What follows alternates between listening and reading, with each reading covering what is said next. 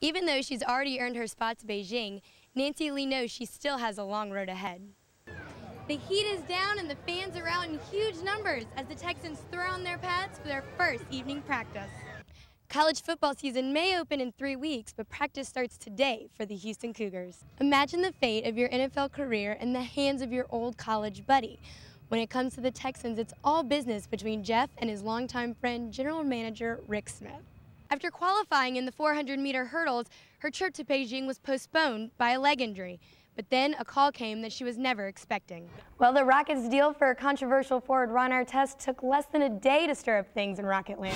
The opening ceremonies in Beijing just minutes away here on Local 2. The only time during training camp, head coach Gary Kubiak put his team through a practice under the lights at Reliant Park.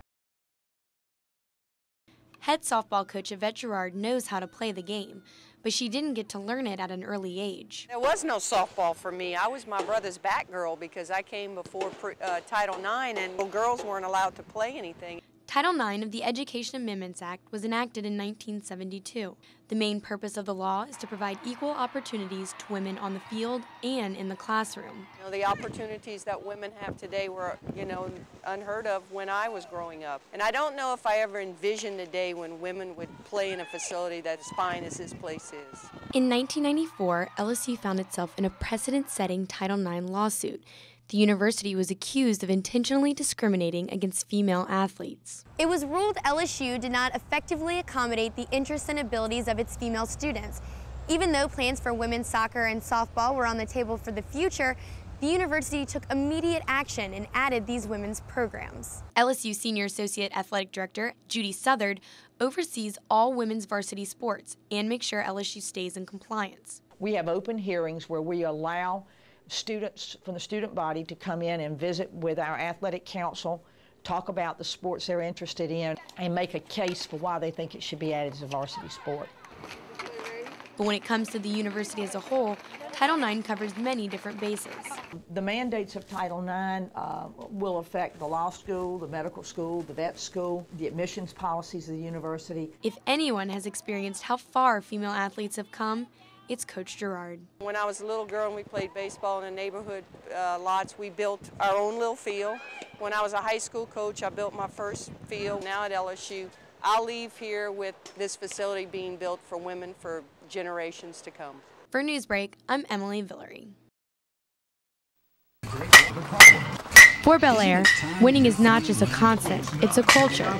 And the reason the Cardinals will bring confidence to their matchup with South Lake Carroll on Friday starts and ends with their head coach's mentality. You always like this? Oh yeah, he's always like this. It's really funny. When you play for a coach who claims he doesn't rent district titles, he owns them, you know the expectations must be high. And in 2008, it was no different for the Villere Cardinals.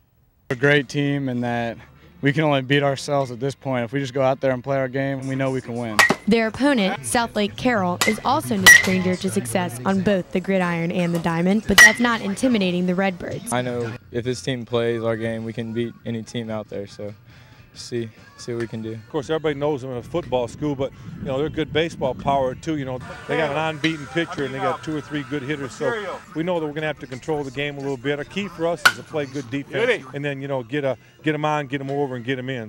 If they do, they will be well on their way to another piece of hardware. Emily Villere for Local 2 Sports.